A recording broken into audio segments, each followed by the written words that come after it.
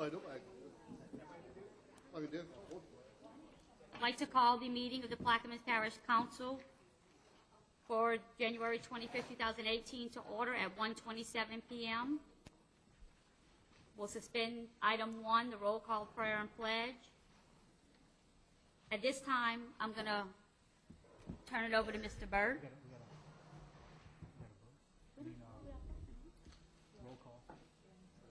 Oh, I'm sorry.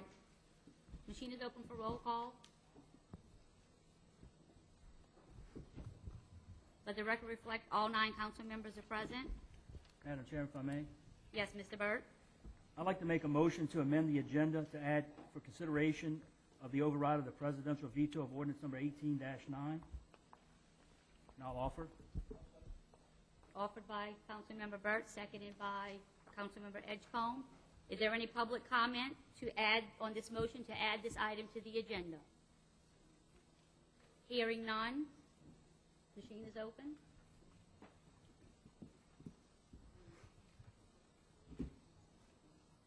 This motion passes 9-0. Mr. Byrd? Yeah, Madam Chairman, I'd also like to move to suspend the rules. I'm sorry. I'd like to move to suspend any and all rules necessary to add to the agenda and to consider at today's meeting a motion to override a veto of ordinance number 18-9. And I'll offer. Offered by Councilmember Burt, seconded by Councilmember Edgecombe. Is there any comments or objections to suspend the rules to add this item to the agenda today from the audience? Excuse me, Madam Chairman. Yes, sir. I think we need to specify what we the resolution is attempting to do to let the public know what we're going to vote on. You know, to override the veto of. Yes, I will brief that real quick. Basically, according to the charter, section 5.02, subsection C, allows the parish council to hire its own special counsel to represent the council. We passed an ordinance at the last council meeting, which passed 9-0, and the parish president has decided to veto that ordinance, saying that the council cannot employ special counsel. Okay. Any comment on this subject from the audience? Table? Hearing none. The machine is open on the suspension.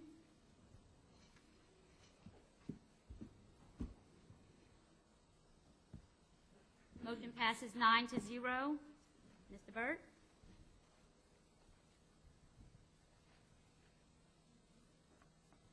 We'll move to the actual Yes. override. We'll move to the actual override. Yes. Barbara?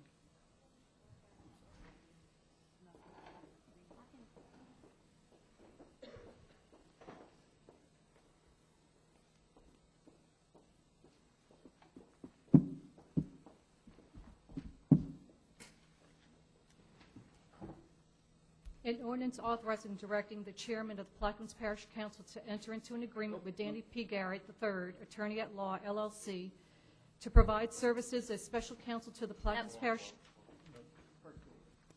First page. That's the ordinance itself. This isn't the right. Kim's going to do it. A motion to override the veto of ordinance number 18-9, entitled An Ordinance Authorizing and Directing the Chairman of the Plaquemines Parish Council to enter into an agreement with Danny P. Garrett III, attorney at law, LLC, to provide services as special counsel to the Plaquemines Parish Council and otherwise to provide with respect thereto. I'll offer as read. Mr. Burt offers as read. Is there a second? Seconded by Mr. Edgecombe. Is there any comments from the table on this item? From the audience? Hearing none, the machine is open. Legislation passes 9-0. This veto is overridden. At this time, next item, Ms. Barbara, executive session. Oh, I'm sorry. We'll skip over items. The executive session, since the administration, the complete administration isn't present. 1B, Ms. Barbara. Proclamations, we have none. No, ma'am. Status report by the president, we'll skip over that. Item 2, none. None. Bids and advertisements. Item 3. Beer and liquor license. Mr. Bartholomew? None. Mr. Bla- None. I have one, it's a special event permit for the Bureau's Volunteer Fire Department fundraiser annual crawfish boil-off to be held at Fort Jackson on May 5th.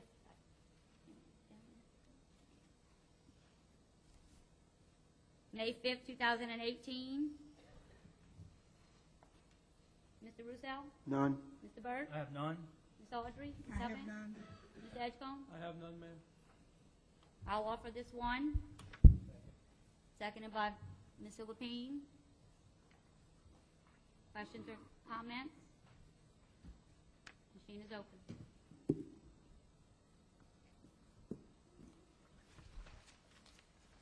Passes 9-0. Next item, Ms. Barber. 4A, construction permits. Take them in globo. Anybody has any objection to taking 4A1 through 6 in globo? No. 1, Kim 2, application number 2017-540 dated August 1st, 2017. Remove portion of existing wharf and replace a boat slip. 119 Wilkinson Lane, lot number 121 Myrtle Grove, Councilmember Trufant Salvan. Bobco LP application number 2017-273 dated April 5th, 2017. Remove 2 4-inch flow lines after the fact application. Bayou Grand Point-a-la-Hache Oil and Gas Field, Councilmember Bartholomew.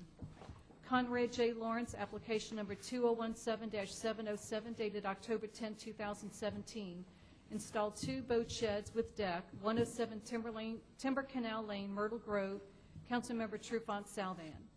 John A. Tesevich, application number 2017-338, dated May 3, 2017. Install pilings, bulkhead, and boat deck, Galmiche Canal, Empire, Councilmember Edgecombe.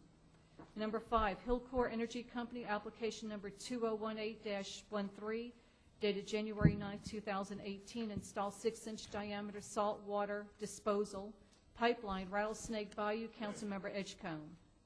Number 6, Hellas Oil and Gas Company, LLC, application number 2017-867, dated December 14, 2017. Install 4-inch flow line and 4-inch gas lift line, East Black Bay Field, Councilmember Bartholomew. Ms. Audrey, you offer these? Yes, I can. I'll second. Seconded by Mr. Byrd. Any questions or comments on any of these construction permits from the table? Audience?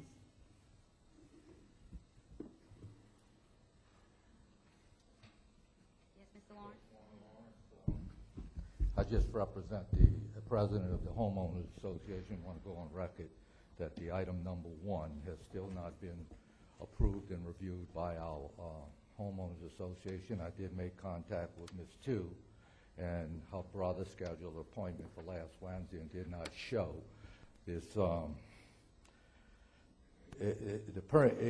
we were told at the last meeting that it was not a permit, it was a zoning matter. This is not a zoning matter, this is a permit. It's in violation of covenants, and that's all we're asking, to have the same courtesy given to our association that is given to many other homeowners associations in this parish, that before the permits are given, they are sent to the homeowners association for review as per their covenants.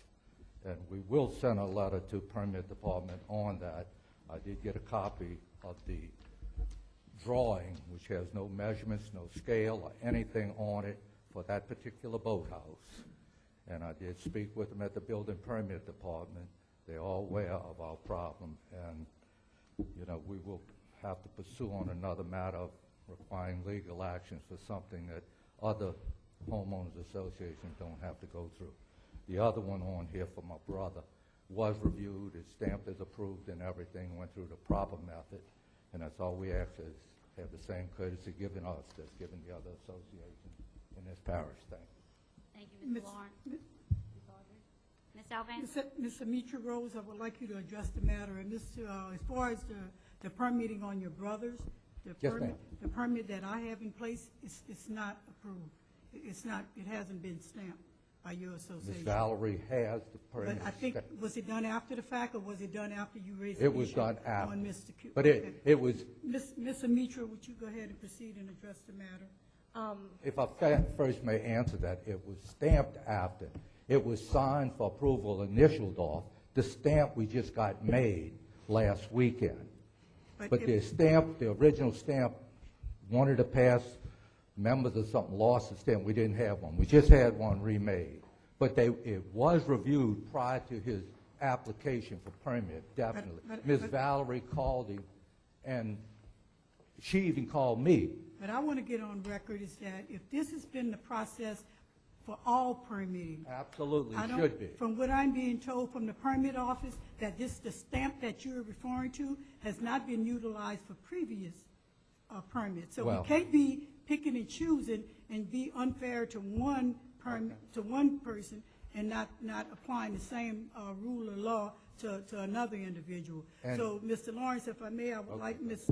Rose to address the issue, because as I said at the last council meeting, when a permit hits my desk, I'm under the impression that everything has been properly vetted by the permit department, and I make a call, and this is what I'm relying on. And I was told by the permit department that everything here meets the standards of the permit office. So this is what I'm going on, and I'm going to call a question on this as soon as Ms.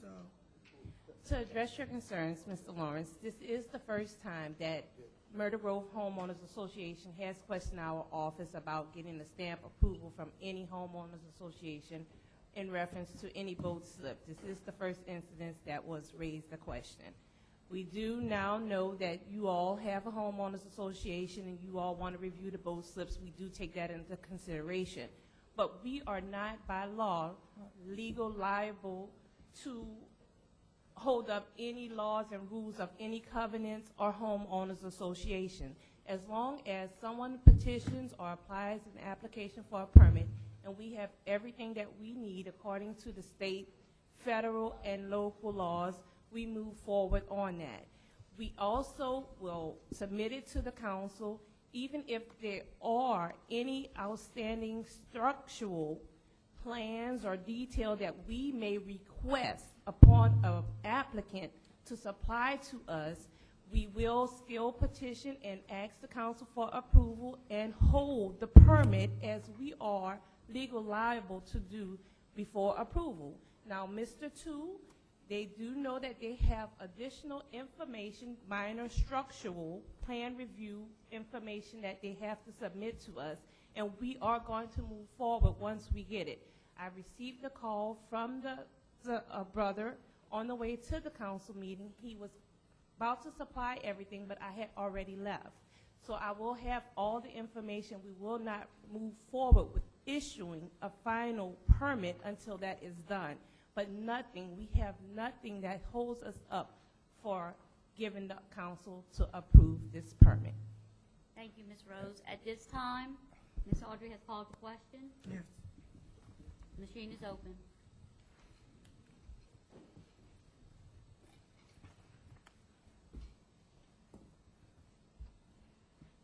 Passes 7 with 2 abstentions.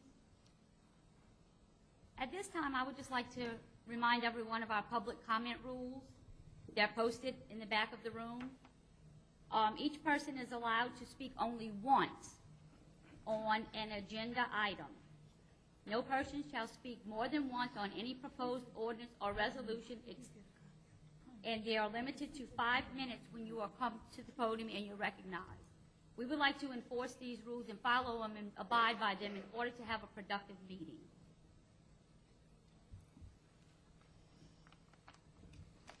Ms. Barber? 4B, Dollar General number 19583, new commercial business in an A-2 zoning district, 100 Oak Road, Buras, Louisiana. Councilmember Edgecombe. Mr. Edgecombe? Offer, ma'am, is read.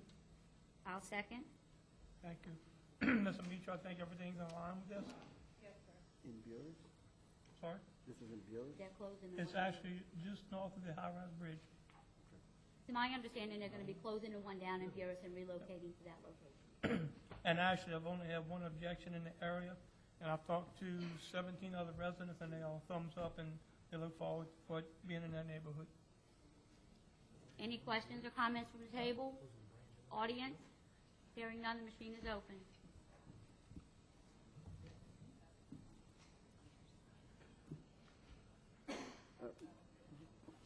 Just for the record, I'm confused on this issue because I thought this was on a state highway, and this is on a parish road? It fronts the state highway, It does? Highway 23, yes, sir. Because it says on 100 Oak Road. Well, it's Oak Road Lane and Highway 23. Look on the permit. All right, that's good. As shows long as it. it fits the highway, then the ordinance allows it for Yes. council approval. Thank you. And may I, the reason for the address is DOTD did not want to allow a frontage off of the state highway, so we had to address it off of Oak Road, but the property does front Highway 23. Right. I'm very happy, actually, I will add that I'm happy that the entrance and exit is not going to be actually on Highway 23. It's going to be on Oak Lane for safety reasons. Passes 9-0. At this time, Ms. Barbara, can we move to item, let me list the deferrals and withdrawals on the agenda for today. Item 6A6, 6A7, 6B, 6C, 7D, and 7E will be deferred. Item 6J will be withdrawn. Does anyone have anything other than those items?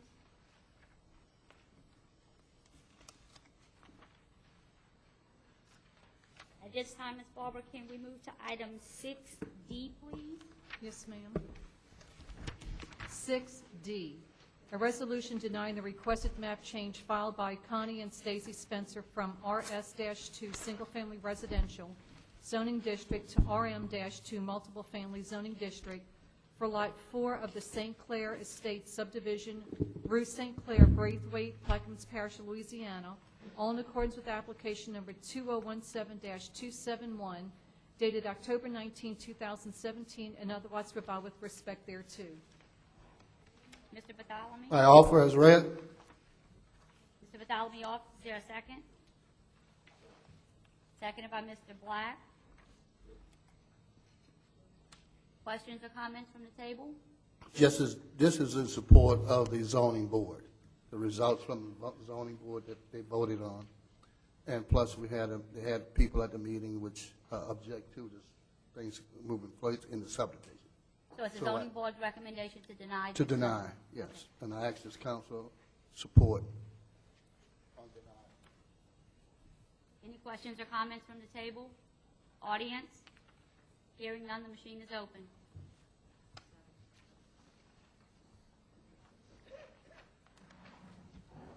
This passes 9-0. 8-1. 8-1, I'm sorry.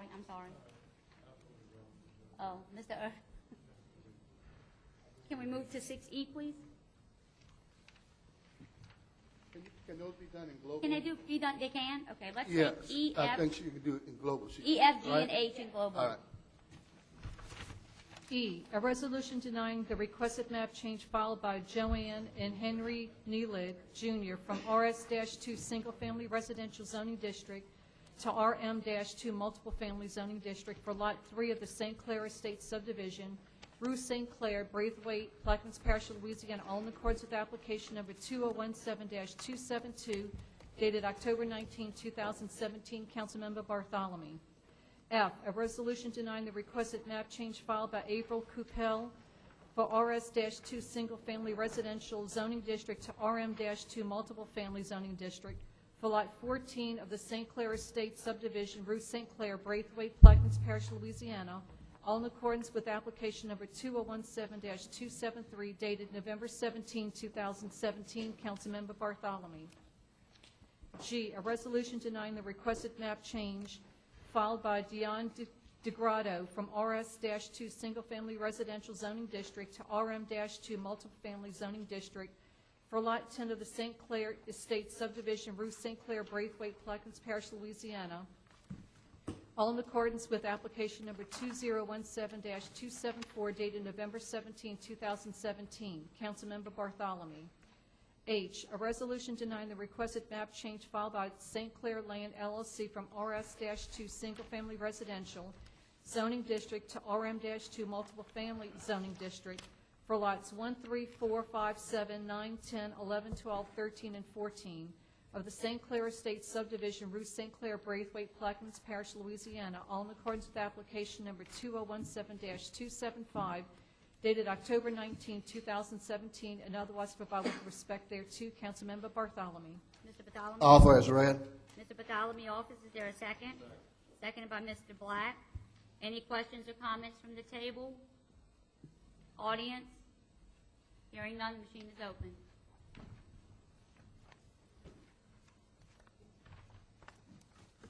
These pass 9-0. Mr. Bartholomew, with that passage, would you like to withdraw items 6-1 through 5? Yes. Okay. Items 6A1 through 5 will be withdrawn. Mr. President, are y'all ready to move into executive session?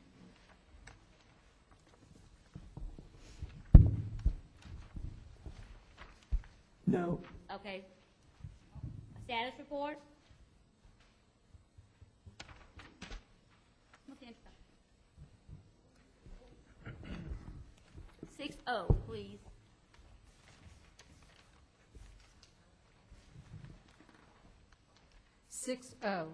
A resolution approving the issuance of a two-year extension to Woodlands Borrow Pit LLC for the excavation of a borrow pit on property located in a floodplain zoning district at 22238 Highway 23, Port Sulphur, Louisiana, all in accordance with application number 2013-3560, dated March 12, 2013. Ms. Salvant? Yes. Based on the contents of the legislation. Offering? Yes, I'm going to offer. Offered by Ms. Salvant, seconded by Mr. Burt. Go ahead, Ms. Salvant. Based on the contents of the current borrow pit rules, that indicates that any borrow pit owner that's been in operation more than 5 years is authorized, is legally can come before this, can petition this council for a 2-year extension, and this is what you have here before you. Is there any questions or comments from the table on this item? Audience, any questions, comments? Hearing none, the machine is open.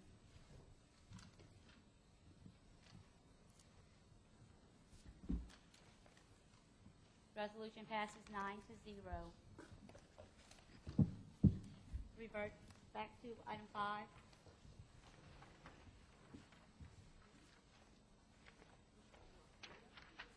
Introduction of ordinances and resolutions. Mr. Bartholomew, any introductions? Yes, I have one.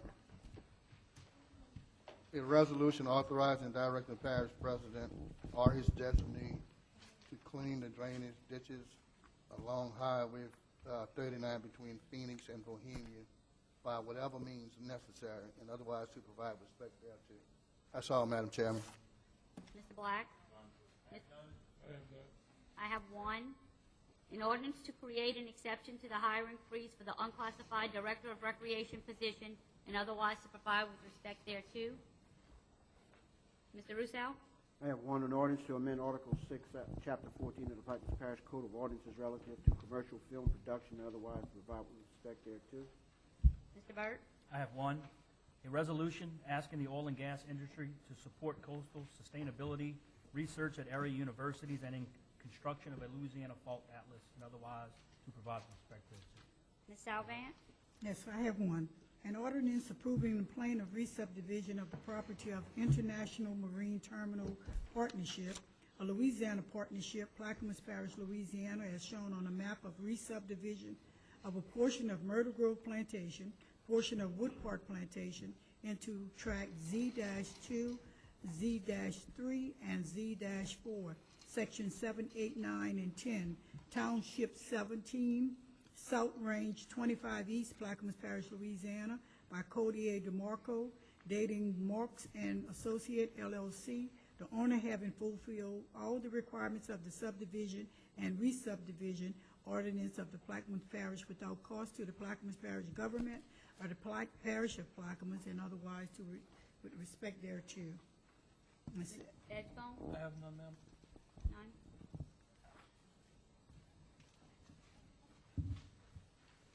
Mr. President, are you ready to move to 1C, status report?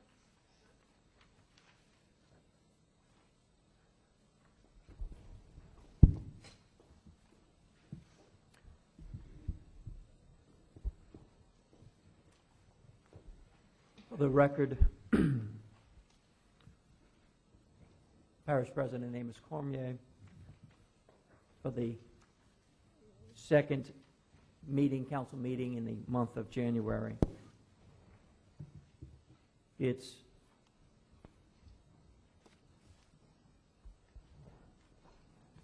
pardon my tardiness today. I had to catch a second ferry. So I'm being informed just now about the fact that a matter was taken by this council without a chance for the public, the 24-hour notice to the public, a chance for the public to comment on a novel approach being taken, and the novelty and the lack of public participation is something that is a little disconcerting. And the novelty is that we have a contract here where the parish council is acting as a juridical person, something that's never happened in 50 some odd years or since the start of the this charter being adopted in the 1980s by the people of Plaquemines Parish. So that is something that I was caught a little bit off guard by, but that is something that I definitely felt it necessary to comment upon. When we try novel approaches, we also need to understand and comprehend that there are long-term effects to this, and that is even compounded by the similar language in the contract with Dwyer, Cambria, and Suffern, where once again that contract states they're entering into an agreement with the Plaquemines Parish Council. Since the 80s, this type of course of conduct has never been taken, and so I just note that as a historical point of reference, that actions have consequences, and it's something that this administration certainly, I agree with the historical interpretation of the charter and the way things have been done on this point since the inception of the charter. So, with that being said, moving on, this has been back on January 17th and January 18th, the parish experienced a second hard freeze, and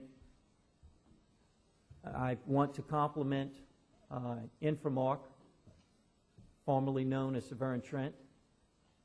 Of all the contiguous parishes with Plaquemines, we were the only ones who did not have to issue a ball water advisory. Jefferson, Orleans all had to do so. And so my compliments to them.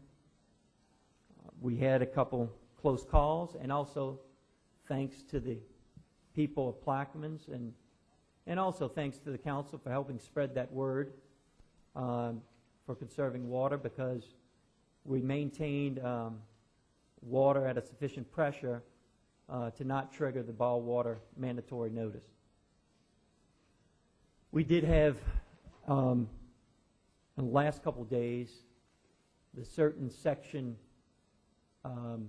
by Keating Drive that is on the Algiers Orleans Parish water system. This was after the storm. They did have one incident, but that was not the Plaquemines Parish water supply system. They had, because of the winter storm, Inga, I think it's been called by the federal government, the Police Jurors Association meeting for Louisiana, which was being held in New Orleans, had to end prematurely because of all the issues due to the hard freezes. And I think we have to make a historical note there as well. I can't remember the last time we've had such a consecutive number of freezes in Plaquemines or in our region.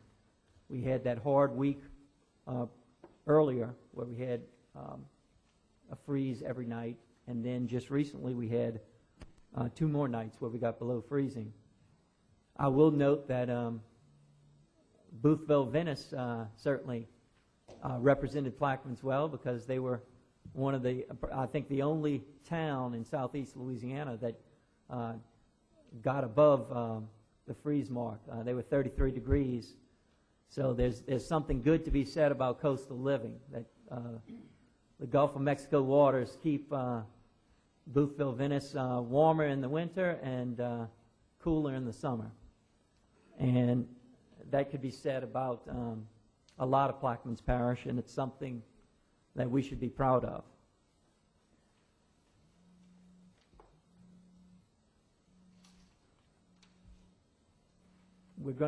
My administration is going to go to Washington, D.C. This evening. Meetings with, looking forward to a meeting with Senator Cassidy and some other members of our congressional delegation. And I'm also meeting with the head of the U.S. Army Corps of Engineers.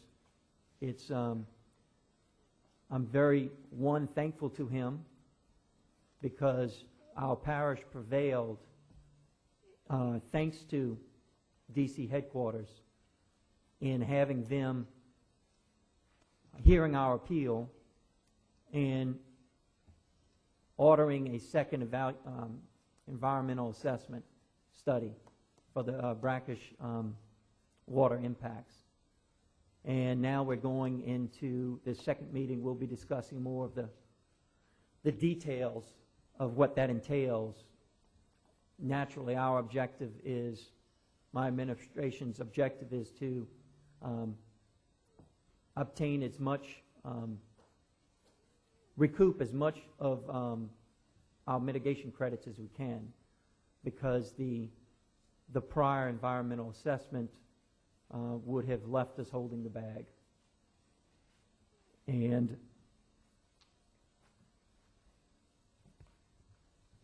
with that, Chairwoman,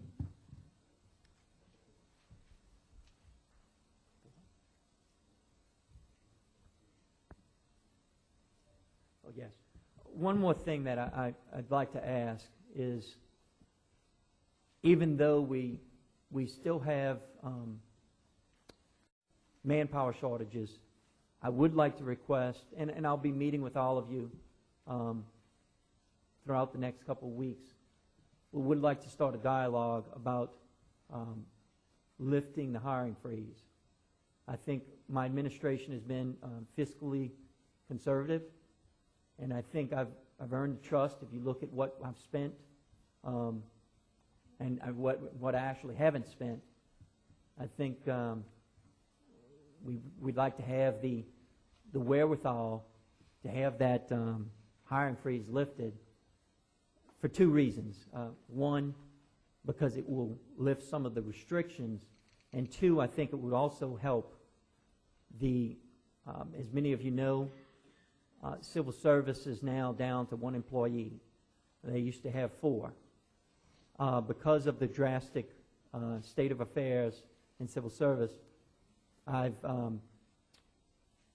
ordered that one of our employees go over there trying to assist Ellen because she can't keep up. One person can't run that office, especially the way the office is structured.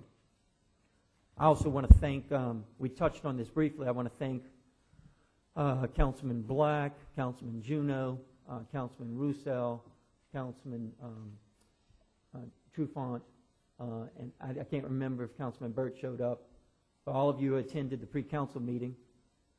We discussed this yesterday. There are long-term plans for bringing, I guess, empowering human resources vis-a-vis civil service. It's an area where there's a lot of exchange, some crossover, but for the time being, we're still in survival mode, so I'm just offering the help to Ellen, and we can continue that dialogue and that conversation for later on down the road. But I think it would help. It would be more efficient to lift that hiring freeze, so that's one less issue that Ellen will have to check for in trying to get some of these vacant positions filled. And with that, Ms. Chairwoman, I turn it back to you. Thank you. Thank you, Mr. President. In regards to the hiring freeze, it's my understanding that the last meeting we lifted the hiring freeze on all current vacant positions, with the exception of the Recreation Director, which I just introduced. So there should be no holdup there regarding the hiring freeze being in place, because all vacant positions, the hiring freeze was lifted at the last council meeting whenever we voted. Because I got with Civil Service and Finance before the meeting to make sure that we captured all of those positions. It's another step that Civil Service has, and it's a step that if it's removed, it's one less impediment to the flow of to the efficiency.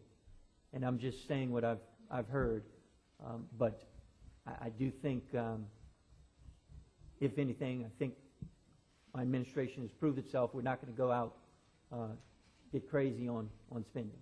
Okay. Is there any other comments, Mr. Black? Can we get a status update from Finance on how much we have currently in unreserved, undesignated?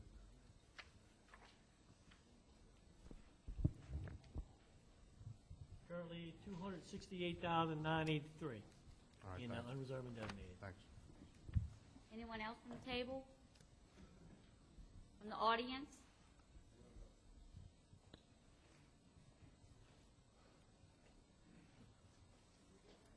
Mr. Henry?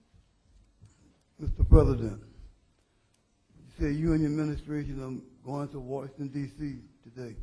Listen, out of just straight up transparency, other than the mitigation issue, are there other issues you're going to discuss with? Yes. Would you like to relay that to the public? Yes. So, you know, let them know what Thank you, Mr. to Henry. spend their money on, you know what I'm saying? Yeah. Thank you, Mr. Henry. The other issue we're going to discuss is we're going to be meeting with FEMA. I'm still on the accounts receivables, still trying to recoup more of those monies. We still have approximately $20 million in accounts receivable designated from FEMA.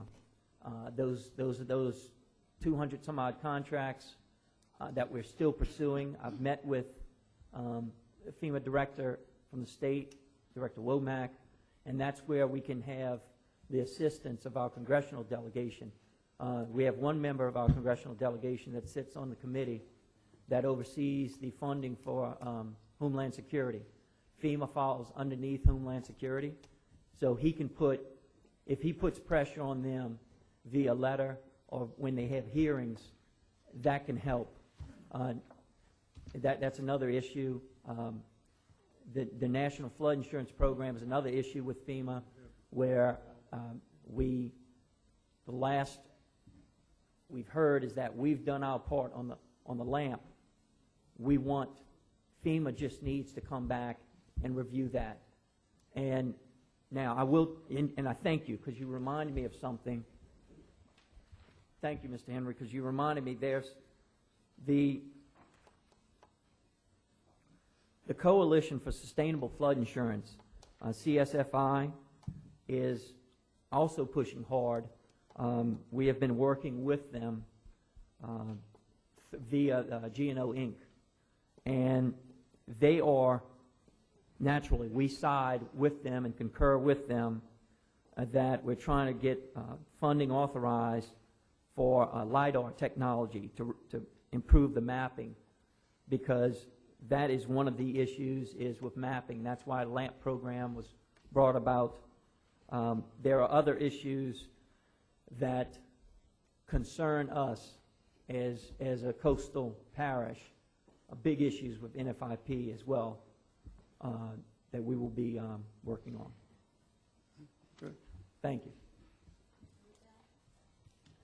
Oh, I'm sorry, Mr. Lawrence. Lawrence, I just asked the president, I know he's asking for dialogue. Last meeting, I asked for dialogue to meet with you and get something on the damages done by the administration and reducing our drainage in the subdivisions, get a price on it, engineer it, see what you're going to do for us.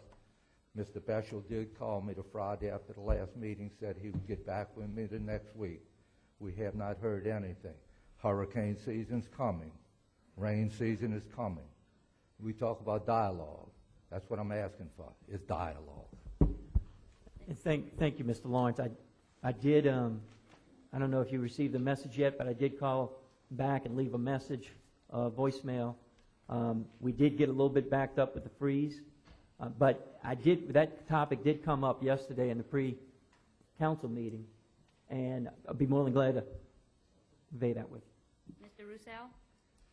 Yes, Mr. President, you weren't here for our briefing on our trip to Washington for the last 2 days. In that presentation, we elaborated on our meetings with the congressional delegation, Senators Kennedy and Cassidy, as well as Congressman Scalise, and we discussed what we had met with them on, and the NFIP was one of the issues that we met extensively on, and we have carried the information from G&O Inc., which we agree on, to their offices, provided them with copies of it, provided them with language for inclusion in the NFIP renewal, and also having a staff member assigned to look at our issues. So when you, I don't know what days or who you're meeting with, but if you are in their offices, they should be very well briefed on these issues, and I would hope that we carry the same message to them so that there's no conflicting message going to the senators' offices, and that is to have the NFIP renewed, extended for an extensive period of time rather than the concurrent resolutions to carry them forward, as well as they have the grandfathering clause included in the renewal for those people who have built outside the 100-year protection, so they're not penalized, and also for them to recognize the 100-year maps that have been adopted by this parish so the constituents can benefit from those premiums and the security that those systems provide. So that's the message that we basically carried to them. We were there for 2 days. We weren't there. We didn't choose to stay for the Mardi Gras ball or anything. We were in and out, and we were well pleased with the response that we got. So that's the message that we carried, and I hope that the message is consistent. Thank you. Any other comments or questions on the status report? Hearing none.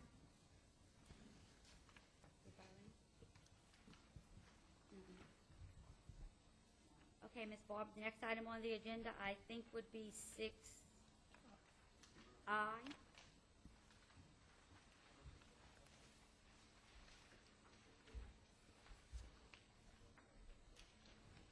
6I, an ordinance to amend the 2018 General Fund Operating Expenditure Budget, Judges 25th JDC Division B and Juvenile Division Department, and otherwise provide with respect thereto.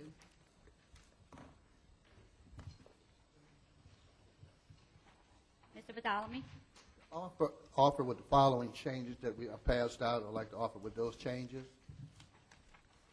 And Mr. those Badalamy changes are- offers with the changes passed Yes. out.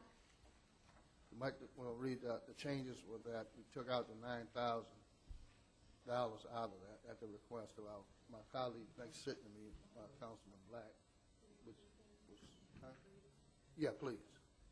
On line 10, where it says Division Department is amended by appropriating $36,985, that has been changed to $26,730, and it's coming from the general fund, unreserved, undesignated fund balance. Salary and wages will be decreased from $32,670 to $23,670. P/R taxes, FICA taxes will change from $470 to $340, and the retirement PERS will change from $3,845 to $2,720. You offer with those changes? I do. Is there a second? Seconded by Mr. Black. The original ordinance stipulated that we extend the appropriation from the salaries that we had increase, pay raise in the ordinance from the changing of the ordinance during the, when we had the legislation for the budget, and it specifically states on the ordinance itself that is to take the funding from the pay raise. And we cannot take funding from pay raise because we gave everybody else a pay raise, so that means we have to follow suit. Now, if the council does so desire to still hold and take the funding from the budget, I think it needs to come from the operational component, not from the pay raise component. That's why I'm introduced the legislation to pass. Mr. Roussel? Yes. I had the opportunity to speak with the judge yesterday. He called me, and I think we need to separate the issues into what the facts are today. And the facts are that the pay raise has already been issued in effect by the letter that the judge sent to Civil Service on December the 28th, 2017. So there should be no discussion about whether or not there's a pay raise in that division. The issue should be the discussion of the funding of how those pay raises will be covered. As we stated in the budget hearing, the increase was confusing, to say the least. However, the reason some of that has confused us is because the lack of revenue from the department. And I have a substitute that if we can get a commitment that the judge is interested in handling, will solve both problems, because the judge expressed to me that he was an attorney and not an accountant, so to speak, which I can understand if he wants to work with us. I believe that the money that we have received, and let me distribute this this spreadsheet.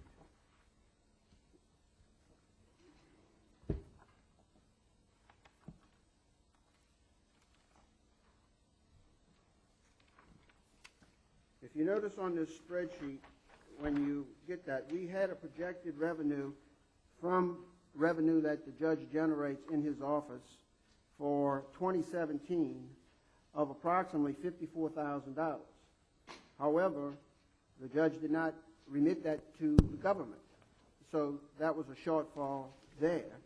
And then we have the issue of the $9,000 that was taken and the salary reduced from the parish's perspective and supplemented by one of these funds from the judge's office, which created a problem for our finance department, having to write separate reimbursement checks to the retirement system. And I'm sure Mr. Surpass can elaborate on that. However, I believe after the judge asked me to look for a solution, the solution in my mind is the ordinance that I have that I will offer as a substitute, and I will offer that and distribute it at this point, where we increase the salaries from the $26,000 to the $29,000 to cover the individual whose payroll has been basically split between general fund payroll and whatever fund the judge's office is using, causing the problem for the finance department to have to separate and write a new check and get reimbursed by the division for that retirement payment. If the judge's office is willing to go back to the historical part of the budget where they provided us with fees from the misdemeanor program and from the probation juvenile program and from the FINS program, if they would remit that to us as they have done in the past, that will not cause an impact to the unreserved, undesignated fund balance, and I think everybody can be happy and move forward with this, with everybody being funded, the 3% being covered, and the $9,000 being covered, so we don't have to do a separate report to, or a separate transaction to the retirement system for that individual employee. So I would offer this as a substitute. I don't know if the judge is willing to forward those fees to us as he's done in the past. I know the other judge is doing that, and would ask that if that's acceptable, that we pass this substitute and move forward and solve both problems at one time. Mr. Bartholomew? Yes, I have, my concern still states what I said, is the legislation exactly states that we are removing the money from the pay raise.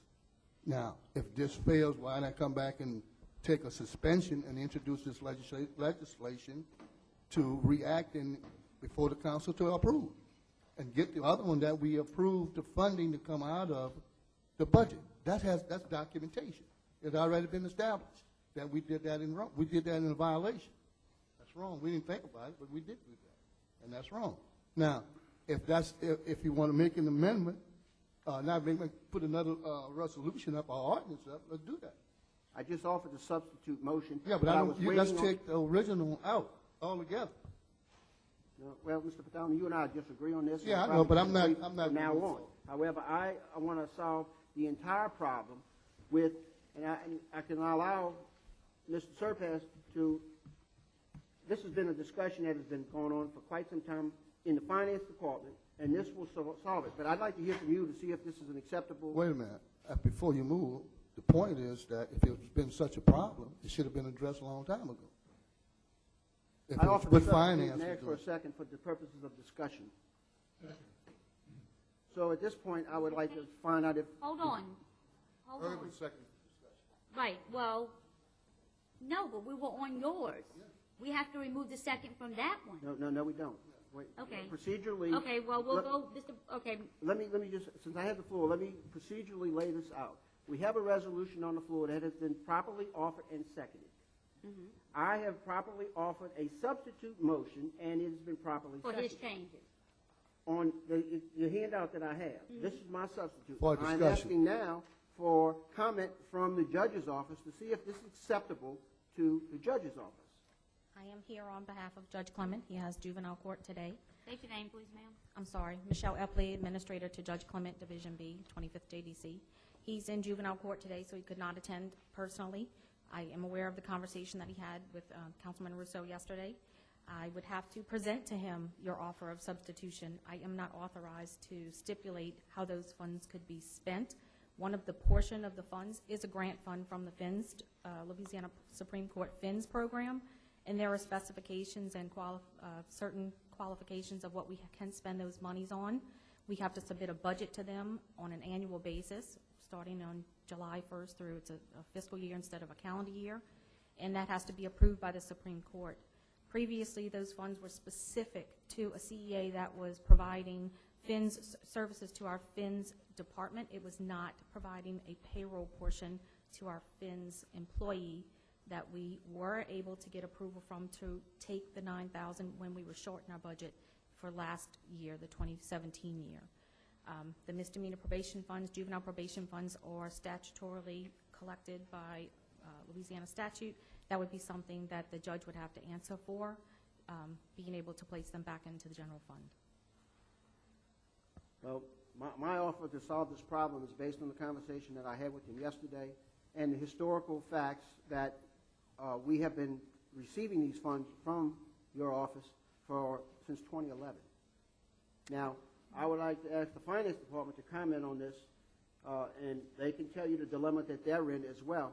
And I would hope that we can work this out with the substitute resolution so there'll be no more question about separate payroll, because I don't know how we are submitting a payroll to the peers or the parochial retirement system when we are splitting his payroll between two funding sources and then reimbursing us, which is a complicated issue that could cause us problems in the auditing process, because the parochial retirement system is looking at what the parochial payroll is, and if we're substituting it with another fund, I think it's a problem. But I can ask the finance department to elaborate. Mrs. Surpass? That's correct. Basically, what's happening is the $9,000 is, and the taxes are being paid by the judge's office. And they are submitting a check to us for the retirement. They are giving us the money.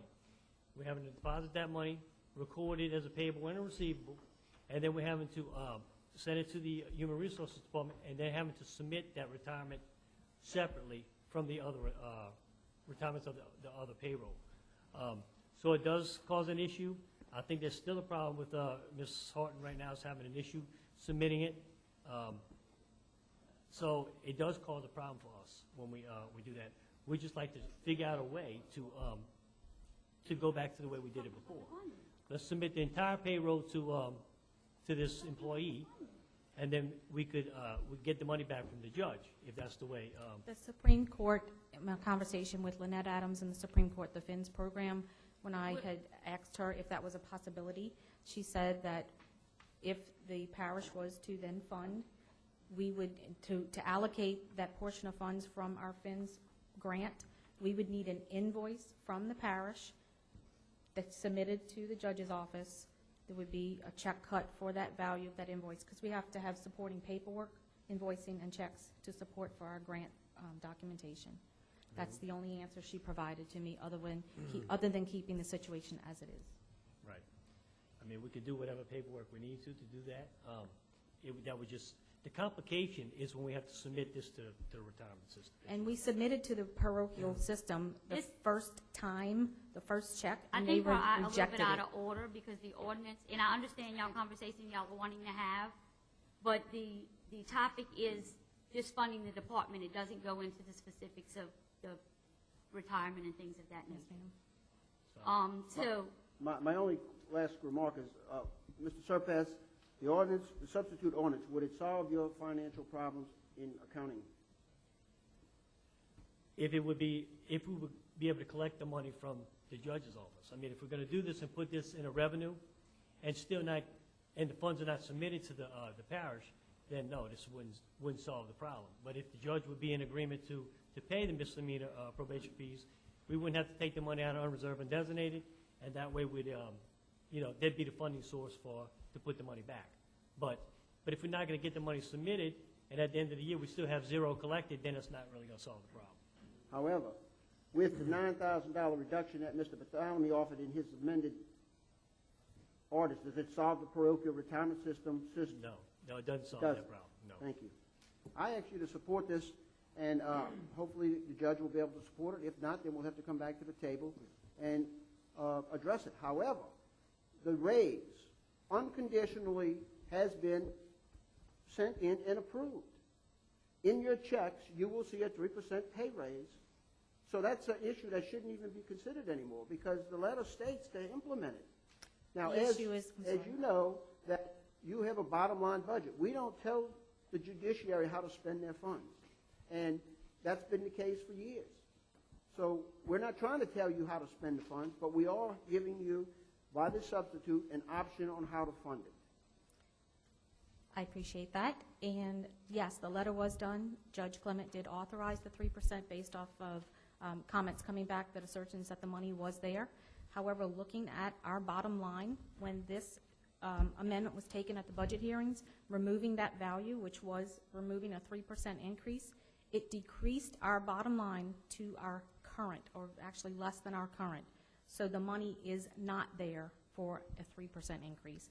That's why he's asking for this to be placed back into his bottom line. However, the money that you say is not there is only... She can't speak anymore. I mean, it's dialogue between y'all. Okay, So I'm done. I just ask that you support the amendment, the substitute resolution. So Mr. Russo is offering a substitute resolution. Does anybody second Mr. Russo? Ordinance, I'm sorry. To item 6I. Is there a second for that substitute? It was seconded by Councilmember June. Councilman Lapine. That's how we discussed it.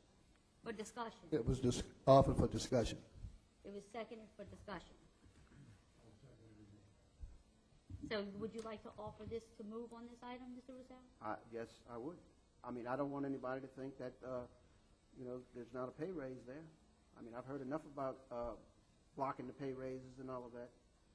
Madam Chairman, Yes. again, the legislation dictates that we, at the budget hearing, remove the budget, the 3% raise from this budget. We cannot legally force any legislation to remove any pay raise and it becomes discriminatory because we're taking one department from the parish to isolate the pay raise by legislation.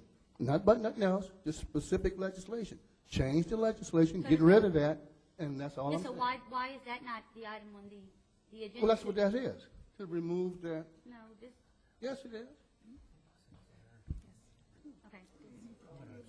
That's the purpose. You can Right. come back and introduce anything you want to after that. I don't have a problem with that. Right. But I think what we did, it was wrong. It was illegal. From my way I see that. Legal opinion. You have the original? Mr. Burt, you had a comment? Yeah, I just want to make a comment. I don't disagree with Mr. Bartholomew's legislation nor Mr. Roussel. I'm just not versed enough to vote yes or no. So either way, I will be abstaining from this vote.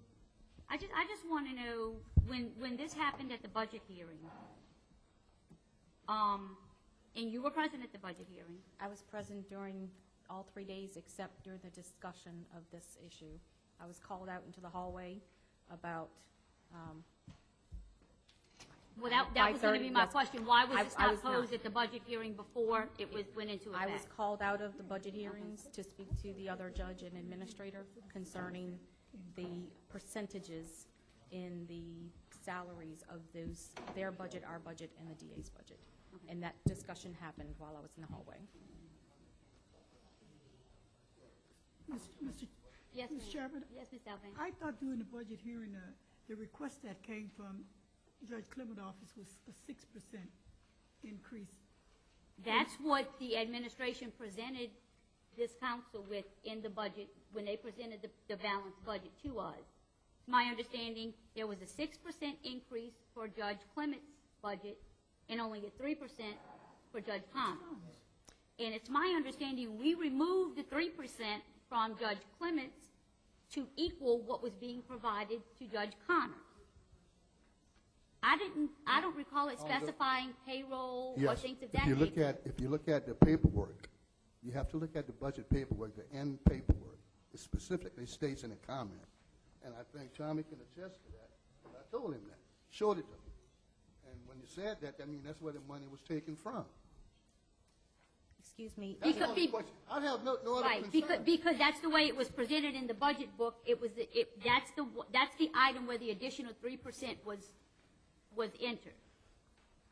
Excuse me, Ms. Williams. Correct. Right.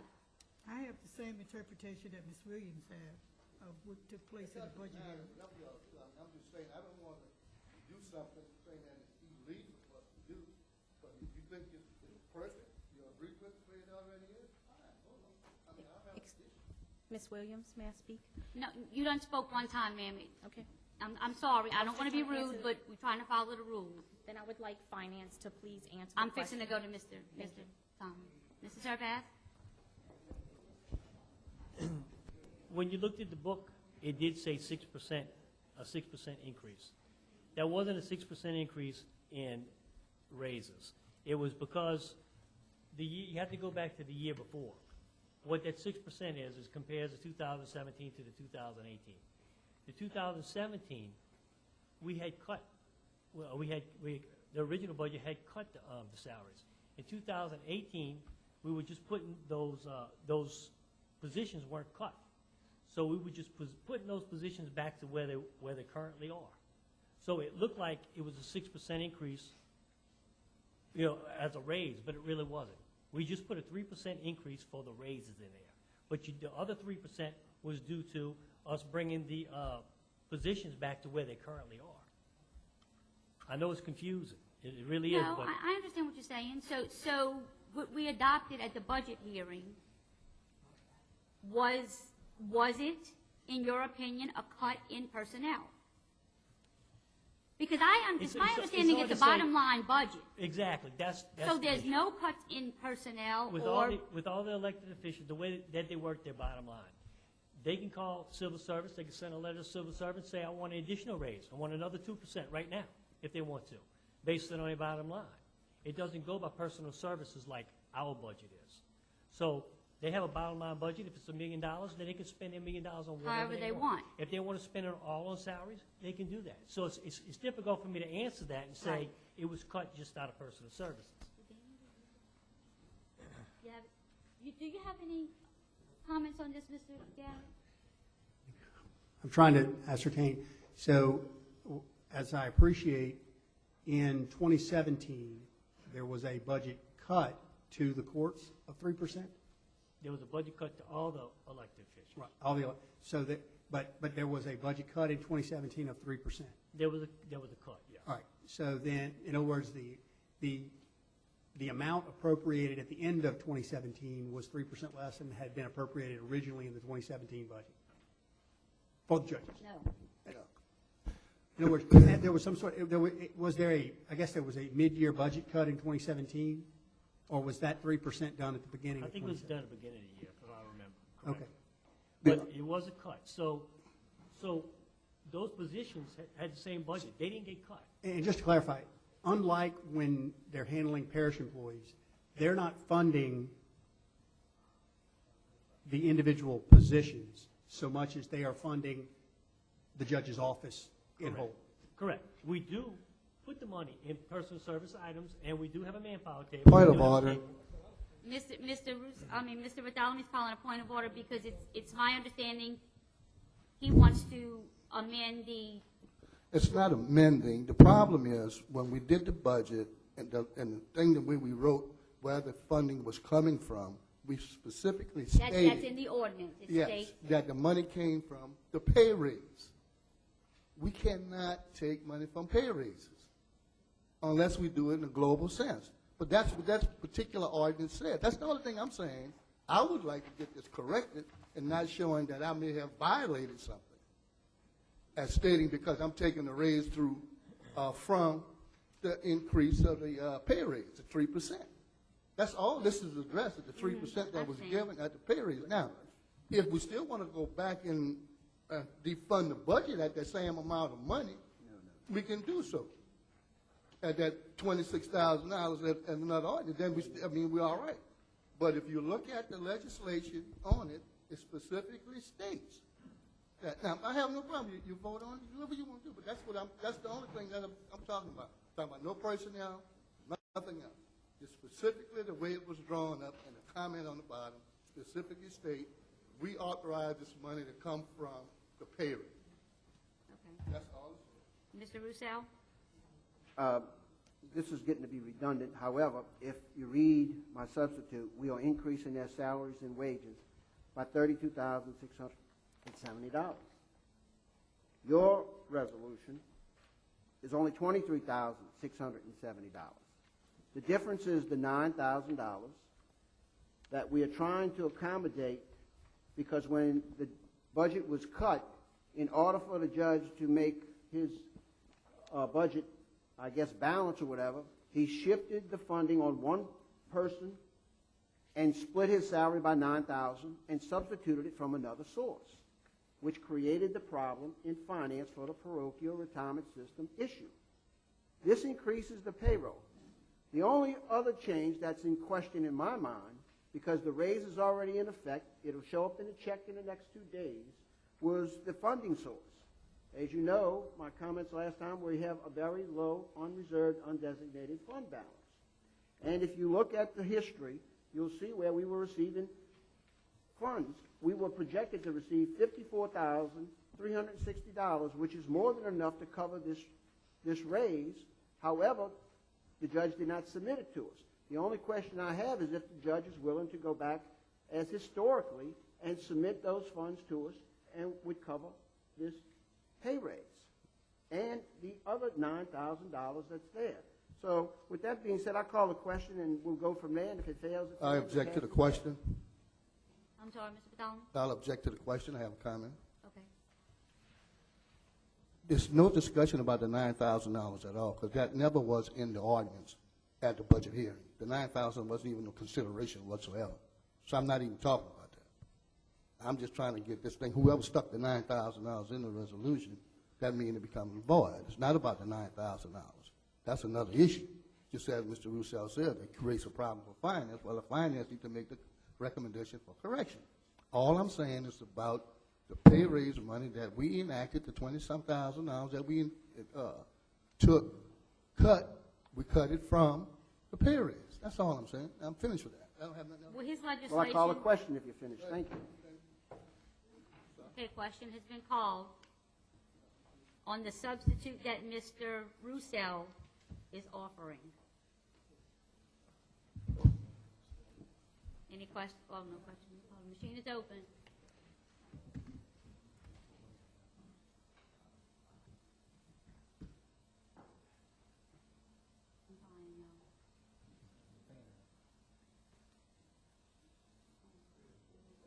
So this fails because there was 4 yeses, 4 abstentions, and 1 no.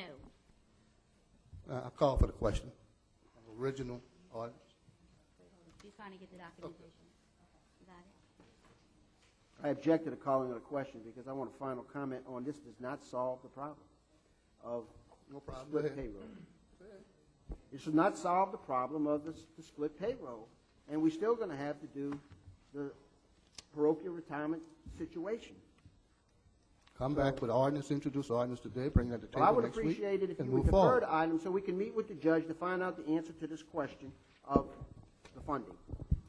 If you would, we yield to the delay, I think we could work this out one way or the other, and we can all come together. And I agree.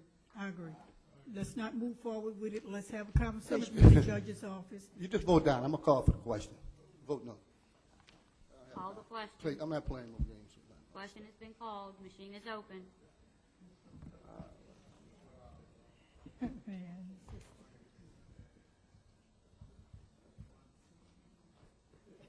I'm abstaining. How you vote?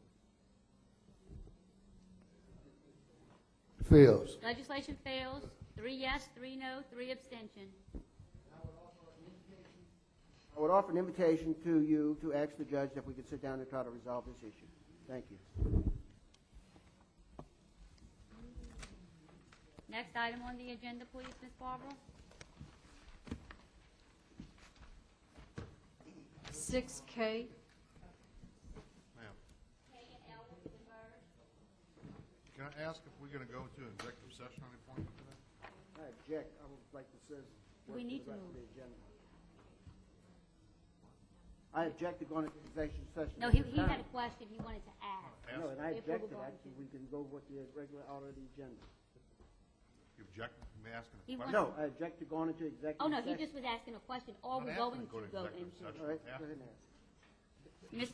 Mr. Black? Mr. Chairman, Mr. are Black? we planning on going into executive session today? Yes, it is my intent to go into executive session because it's an item on the agenda. Thank you.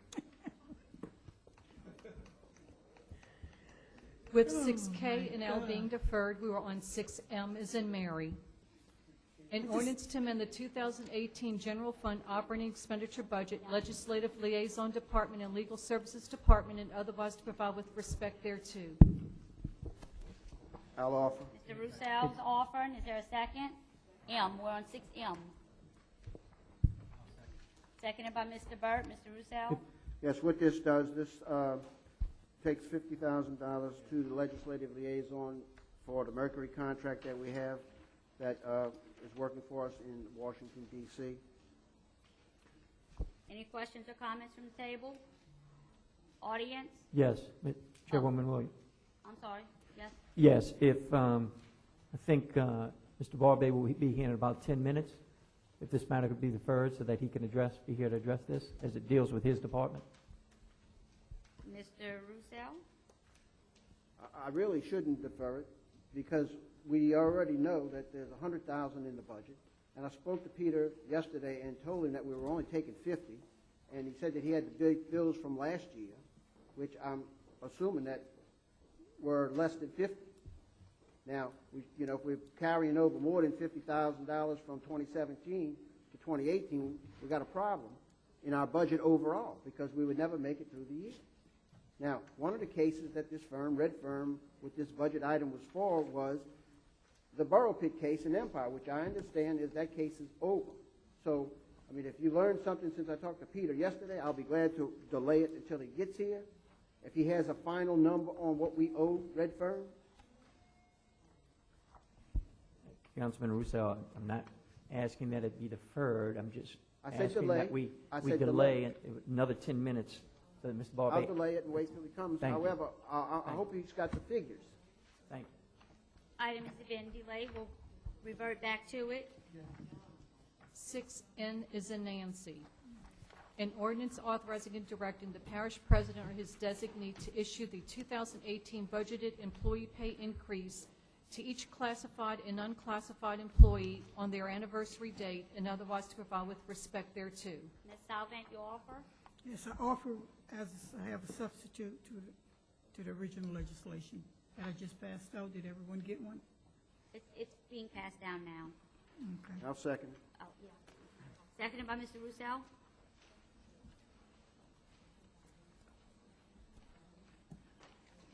You want to read the?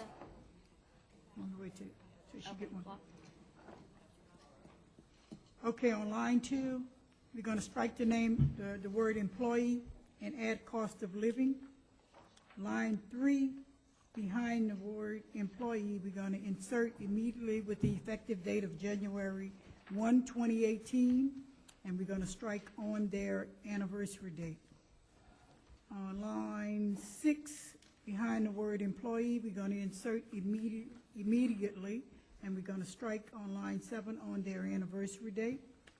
On line 12, we're going to strike employee, add the words cost of living, and behind the word employee on line 12, we're going to insert immediately with the effective date of January 1, 2018. And with that, I ask for comments from the table. My comment is that I think it's a great idea to have all employees be able to receive their 3% at this period of time rather than wait for their anniversary date, which some people, for instance, the discussion we just had, all of those individuals will receive their pay raise, 3% cost of living, on the next check. Those individuals who are on the payroll who are hired in June, July, August, and December will not receive their pay raise till the end of the year or their anniversary date. And if this can be accomplished, then all the employees will be able to get their pay raise this month. And the budget is budgeted for an entire year. So I think it's a good idea. I just hope that the civil service will implement it. And that's the intent of my substitute, is because unclassified employees, as Mr. Roussel said, have already received a portion of the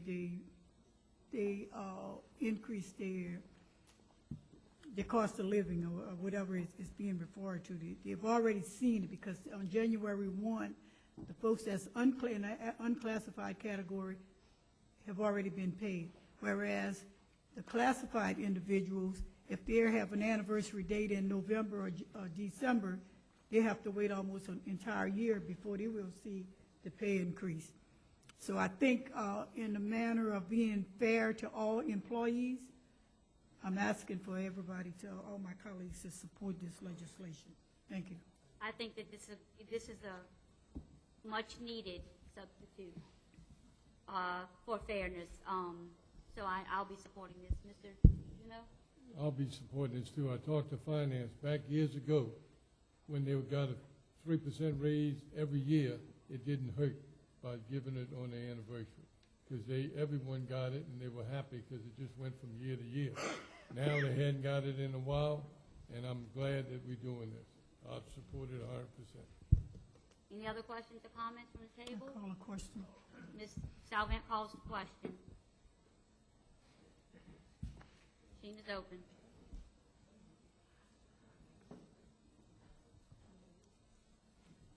Legislation passes 8. Yes, and Ms. Oh my God. Reconsideration. Reconsideration. Oh my God. Yeah, she wants to reconsider. I'll It has, second. it's blame the Wrong nails button. again. Please vote again. I just came from the salon.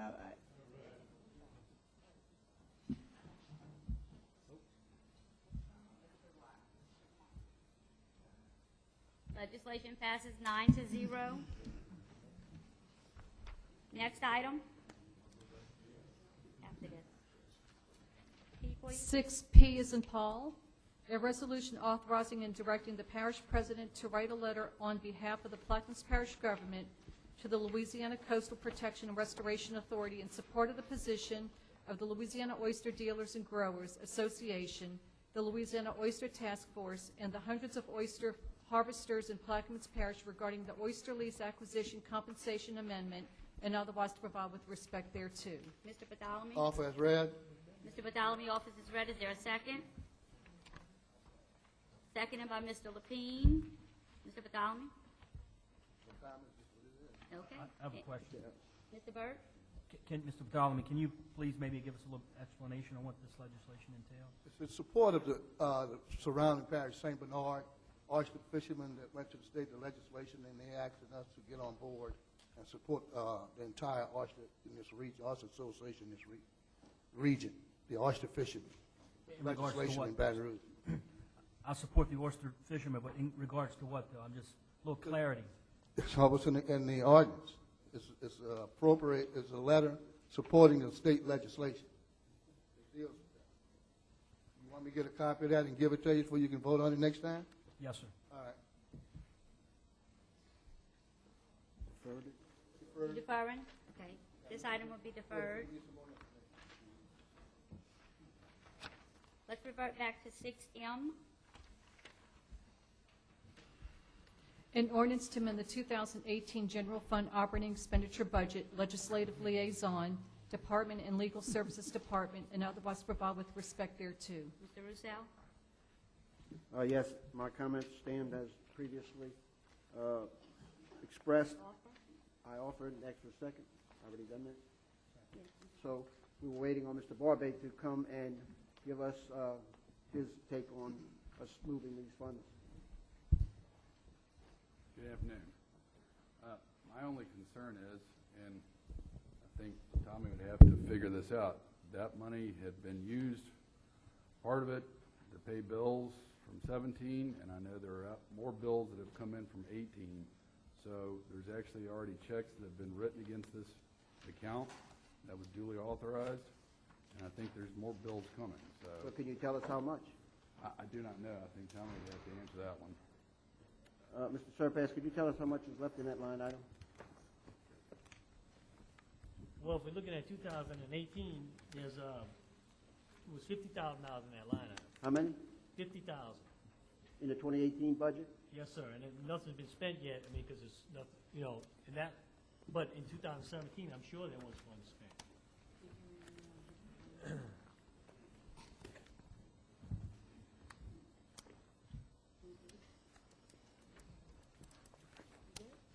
Any other comments or questions? Well, I think there's more outstanding invoices that are going to come in on work that was done on that line item. That's the problem with it. And I'm not exactly sure how much is out there, because I didn't know about this till I saw this yesterday. You introduced it last meeting. Nobody sent a copy to us, so we didn't know anything about it. Yeah. All introductions are sent to everyone on the distribution list, including the legal department, at least by the Tuesday after a council meeting. This time it may have been delayed because of the weather, but everyone did receive the introductions. So let me ask you this: for the 53.4-.510 consultants legislative liaison is the new line item. However, in the budget item that I looked at, 530.680 legal fees, Simon, Paragon, Smith, and Redfern, you're saying that there's only $50,000 budgeted in that line item? My record shows it's 100. No, Now, I'm looking at the budget report right now, 50,000 in that line item. In 530.680? Yes, sir. sir, I'm looking at the budget report right now we just ran.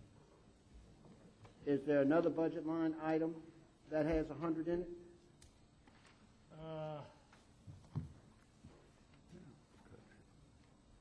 No, I don't see it. I don't see 100,000 exactly. Did we not reduce it for this specific item at the budget hearing?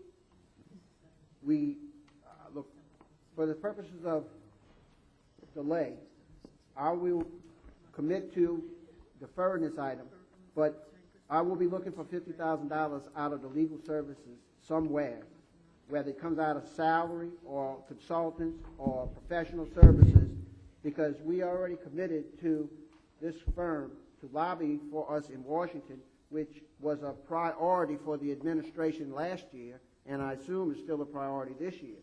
And we use the services of this firm, and I think that we ought to pay them, just as you say we ought to pay the lawyers. So I'll defer the item at this time. Okay, the item's been deferred. 6Q, a resolution to authorize the signatories on the parish's checking account at Regents Bank for the Coastal Zone Management Program entitled Plaquemines Parish Wetlands Conservation and Restoration Fund, and otherwise provide with respect thereto. I'll offer this item, seconded by Mr. Juneau. For the purpose of the audience, the three representatives that will be on this account is Amos Cormier, James Peoples, and Vincent Frolic. Any questions or comments from the table? Audience? Hearing none, the machine is open.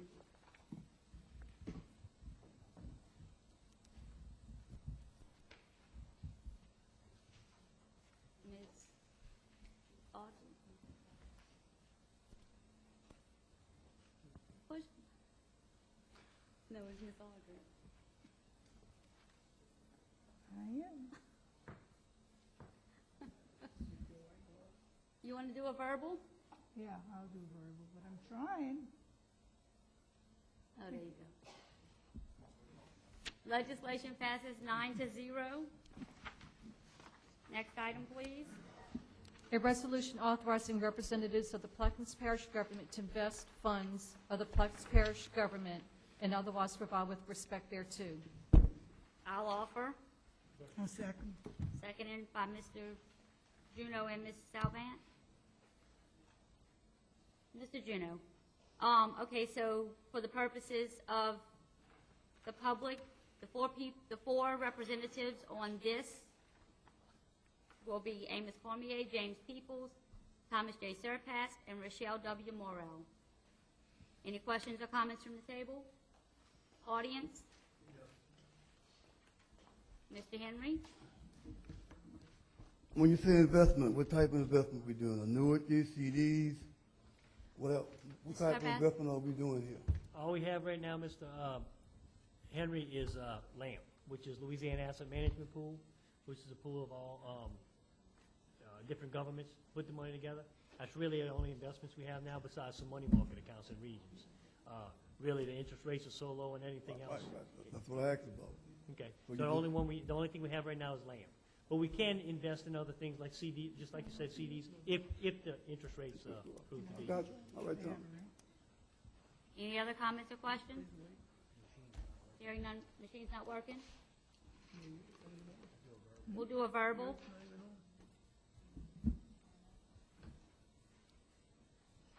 Councilmember Bartholomew? Yes. Councilmember Yes. Black? Yes. Councilmember Lapine? Yes. Councilmember Juneau? Yes. Councilmember Williams? Yes. Councilmember Roussel? Yes. Councilmember Burt? Yes. Councilmember Trufant Salvant? Yes. Councilmember Edgecombe? Yes. Legislation passes 9-0. S, a resolution authorizing the signatories for accounts of the Plaquemines Parish government with Regents Bank and otherwise to provide with respect thereto. I'll offer. Seconded by Mr. Edgecombe. The three signatories on this account will be Amos Cormier, James Peoples, and Michael Giles. Any questions or comments from the table? Audience? Hearing none, the machine is open. Oh, is it working? Okay, I'm sorry. Ms. Barbara will move to a verbal. Councilmember Bartholomew? Yes. Councilmember Black? Yes. Councilmember Lapine? Yes. Councilmember Juneau? Yes. Councilmember Williams? Yes. Councilmember Roussel? Yes. Councilmember Burt? Yes. Councilmember Trufant Salvant? Yes. Councilmember Edgecombe? Yes. Legislation passes 9-0. At this time, Ms. Barber, can you read 1A, please? Executive Session A1, Plaquemines Parish Government versus Emmett Buras, Daniel Scott Lott, and ABC Insurance Company, 25th JDC, case number 63-276, Division A, Attorney Peter Barbe, Councilmember Lapine. Number 2, Plaquemines Parish Government versus W. Keith Hinckley et al., 25th JDC, case number 63-277, Division A, Attorney Peter Barbe, Councilmember Lapine. At this time, I'd like to make a offer to move into executive session. Can I get a second? Second. Seconded by Mr. Bartholomew. Questions or comments? Is the machine? No. Councilmember Bartholomew? Yes. Councilmember Black? Yes. Councilmember Lapine? Yes. Councilmember Juneau? Yes. Councilmember Williams? Yes. Councilmember Roussel? Yes. Councilmember Burt is absent. Councilmember Trufant Salvant? Yes. Councilmember Edgecombe? Yes, ma'am. We'll recess into executive session at 2:58 p.m.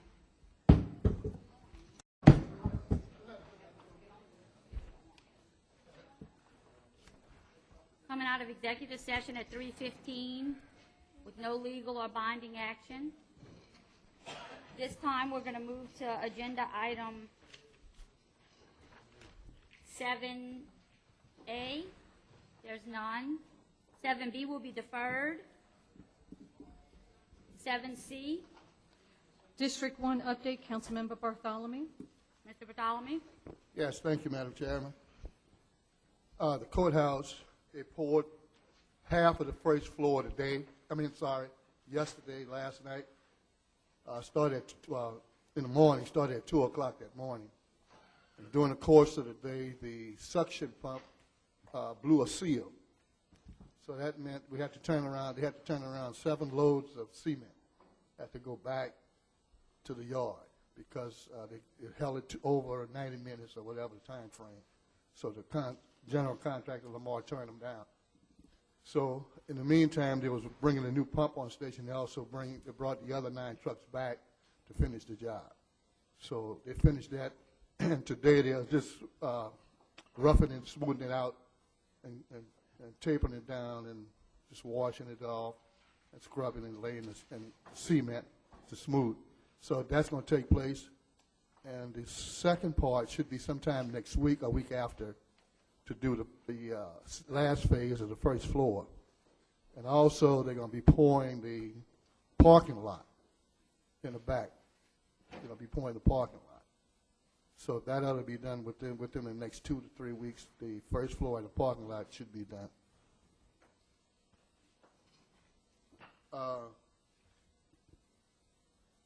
We still have the drainage issue on the back highway with 39, where the waters don't have enough clearance to get to the pump station to be pumped out of the area, which causes us to have water on Highway 15, which is very dangerous. So that was the resolution that was introduced today, asking the president to see what he can do to work on that and get that done. And, of course, we have the Carnival Parade on the East Bank on February the 11th, starting at the Bohemian to the Davent Community Center. That's coming up within 2 weeks. Also, yesterday they had a meeting with Reverend Singleton at the Catholic Church, at St. Thomas Church, about the housing project at St. Thomas Catholic Church property, which is about a couple of blocks down the road of trying to get affordable housing for the people in this area, affordable housing, period. And they're still working on that. And basically, that's it. Somebody been burning the grasses on the levee. As you notice that on the back highway and on the front. And the tractor jobs, tractor guys have been doing a pretty decent job of cutting all the grass and catching up all the ditches right now. So we see a lot of improvement. So we're just hoping that we can get the drainage dug on the back end that'll facilitate the water being drained properly. And we should see a lot of improvement with that. That's all I have, Mr. Chairman. Okay, Mr. Badalny, any? Move to 7D. District 2 update, Councilmember Black. Mr. Black? Yeah, thank you. We had two really good meetings this morning. The first one was in attendance. We had RPC, Regional Planning. Walter Brooks was in attendance. We had Mr. Barbay from administration as well as engineering. Multiple members from DOTD, District 2. We had some discussion, and Mr. Walter Mouth from the Cypress subdivision was in attendance as well. Discussion about the improvements to the intersection at F. Edward Hebert and 406. We came to an agreement with DOTD. DOTD is going to start the process of a design for interim traffic control measures to include turn lanes at that particular intersection with a long-term goal of putting a roundabout. RPC has, as you guys mentioned before, and the President had mentioned in his last comments, that funding has been identified for a portion of that. The developer is going to do a match. I think there's a 20% federal match for that. So really good news in that aspect. The second meeting was with NOGC. If you notice in District 2, the railroad at Mildred Street is closed. They had a collapse, subsurface, one of the culverts. We went and took a ride out there with DOTD, NOGC, and requested them to do some traffic improvements on the turn lane at Planters Canal. We've also discussed the paving of Railroad Street, which runs parallel to 23. So really good meetings with DOTD administration, and Representative Chris Leopold was there as well. That's all I have. Excuse me, Madam Chairman, could you revert back to District 1, please? Yes, Mr. Badalny.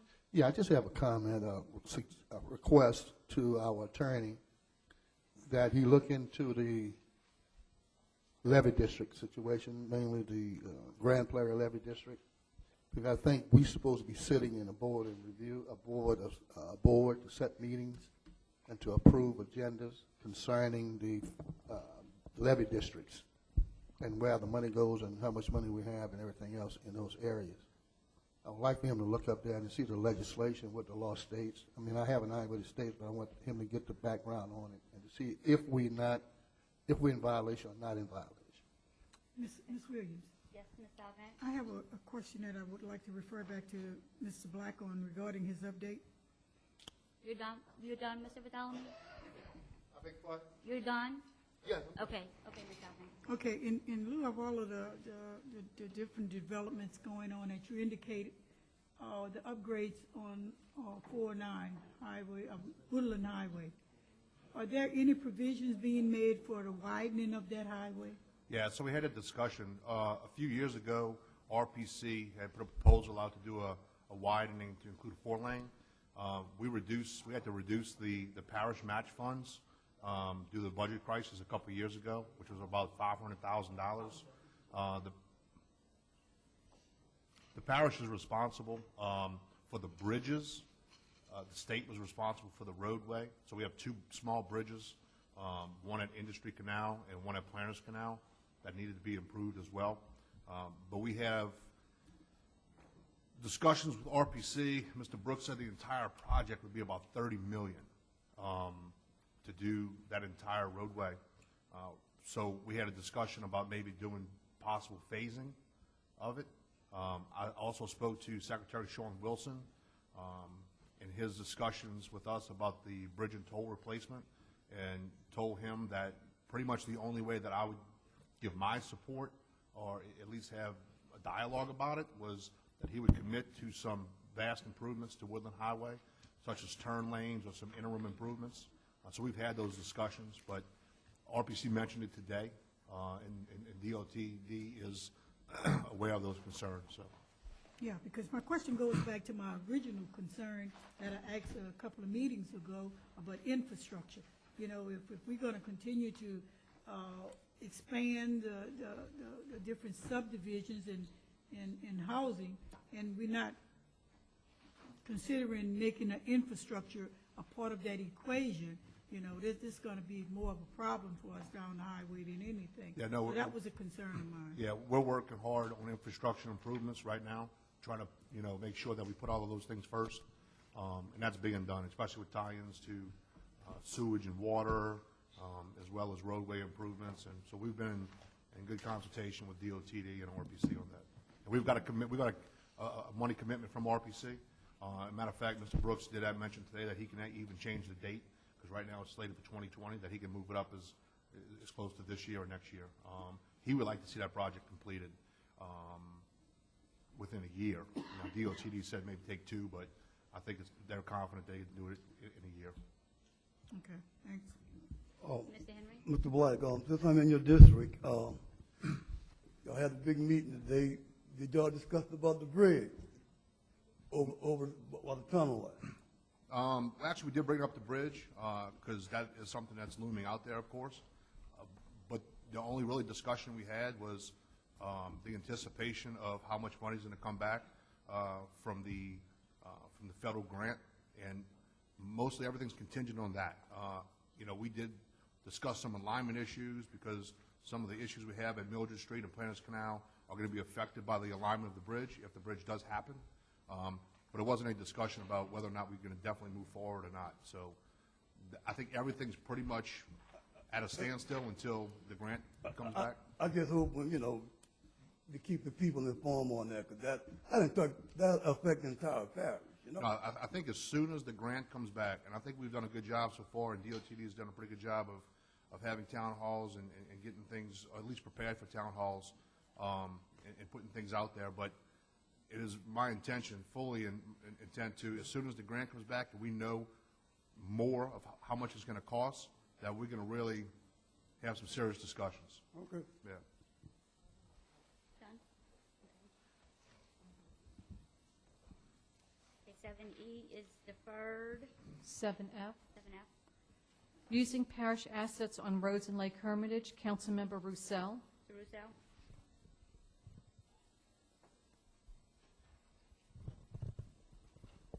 Yes, at the last meeting, we had this discussion, and we were supposed to find out whether or not we were in ownership of that roads or they were private roads.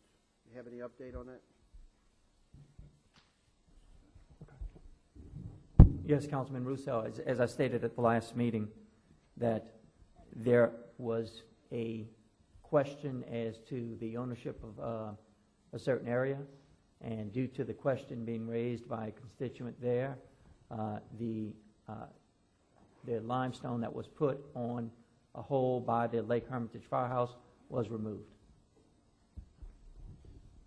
And that's what was my understanding at the last meeting as well. I was just curious if we had any update from anybody to tell us whether or not we own the road or not. Councilman, I actually, as I discussed with you yesterday, L.V. Cooley is obviously the title expert in the office. I've contacted him. We have pulled the GIS maps. I have everybody working as fast as possible. I told him I wanted him to prepare an official opinion of who owns what on the Lake Hermitage Road and the side roads, and he's working on it right now. He just could not get it done in time. I defer to item. Thank you. Thank you. Councilman William, if I may object, we can follow up a report. I mean, this thing continues on. Once we get findings from the attorney, we'll be more than glad to share them with you, Councilman Russo, but no sense in clogging up the docket. My experience has been that there's very little follow-up unless I put things on the agenda, and that's why I put them on there, because I want to make sure that it stays current and it doesn't slip on the schedule.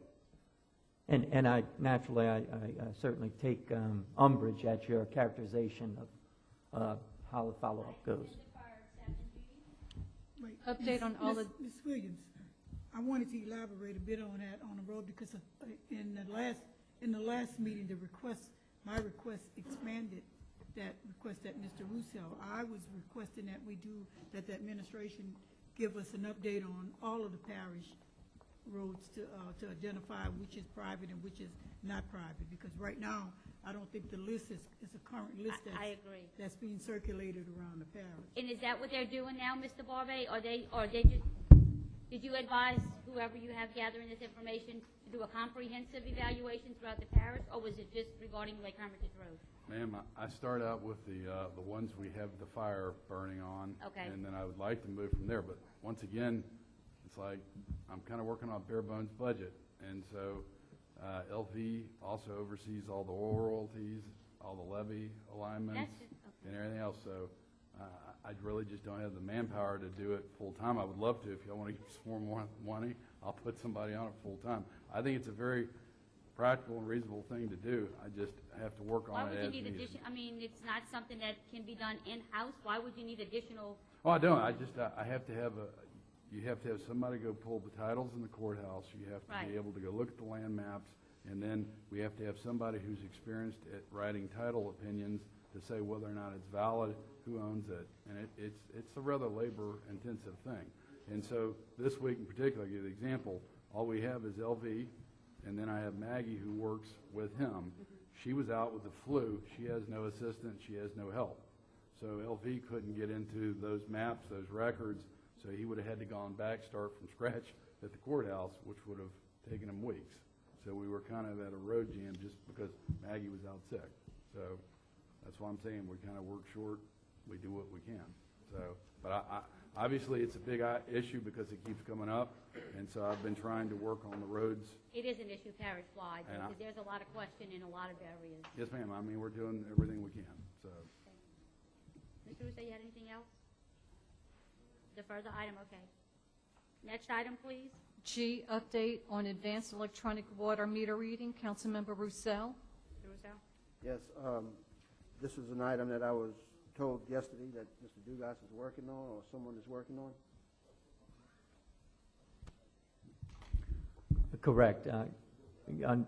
Last time we spoke with individual, Mr. Dugas has found the same an RFP, or is obtaining an RFP that was done by the city of Mandeville. So we're not going to reinvent the wheel. We're going to follow that as a model, a form.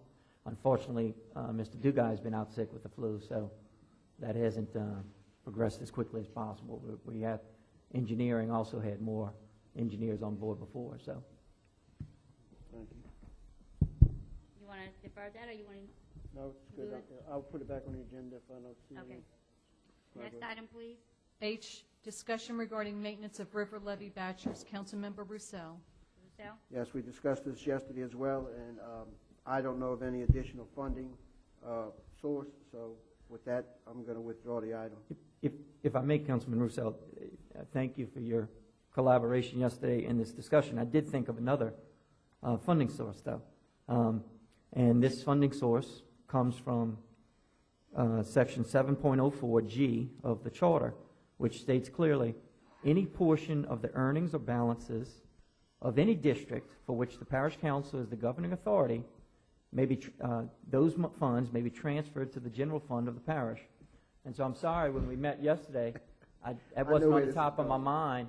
And there's millions of dollars in a land speculation, or I think it's called real estate acquisition, in one of the districts that we could use to maintain these river batcher levees. And that's in the Port District you're referring to? That is the district that has the millions of dollars in. That might be a good idea. Let me think about that. Thank you. Thank you. Not going to happen, Mr. Cormier. Next item. Dreaming. Ayes withdrawn. 7J. Update on Rose-O'Kane disease. Councilmember Burt. Yes, I'd just like to get an update from Mr. Frelish, if he's had any discussions with the state, primarily CPRA, on this Rose-O'Kane epidemic. There seems to still be a lot of discussion out there regarding this, and it's still of a concern to a lot of folks. And I'm not sure what CPRA's position is currently, but if we can get an update on where we're at with that. Mr. Roussel and I were in D.C. early this week, and we somewhat briefed our lobbyist up there to bring this to the forefront of the senators to make sure it stays on the radar from the federal level as well. So any updates or concerns you can share with us would be greatly appreciated. Yes, last meeting we had with Director Bradbury, we spoke about the study that's being done. First it started at 200,000, now it's at $1 million. So they're moving forward with the study, and also other parishes has joined in with us on this study project, and the 50,000 that y'all allowed me to spend with the CPRA, we're going to only need 10,000 of that money. So there's 40,000 right there that y'all may be able to look at to use somewhere else. So that's pretty much where we are with it. Thank you. I could use that 40,000 for my drainage project. There you go. No, thank you. And I just bring it to your attention. That way we don't lose sight when we're up in Baton Rouge meeting with CPRA. Like I said, Mr. Roussel and I were somewhat engaged from some locals that still had a grave concern. So, and I don't know if Mr. Roussel wants to talk about it, but I'm done. Yeah, it's going to be a task to try to control this thing. Myself, my opinion, I think we're barking up a big tree myself. I don't know if we're going to be able to do anything with it, but we're going to spend $1 million, so we'll find out. All right? That's it? Okay. Okay. Item 8. Approval of the minutes from the January 11, 2018 meeting. Offered by Mr. Byrd, second by Mr. Edgecombe. Is the machine working? Okay, machine is open.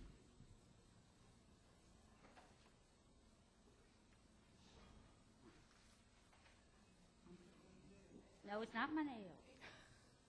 I'm pushing the button. Yes, I'll vote. I'm going to do a verbal yes. Approval of the minutes passes 9-0. I'd like to offer a motion to adjourn today's meeting. Seconded by Mr. Edgecombe. Comments or questions? Objections? Machine is open. Huh? Oh. I'll do a verbal. Oh, there. Mine's done. Mr. Do we have enough? Vote. Vote. Vote. Mr. Roussel. Okay.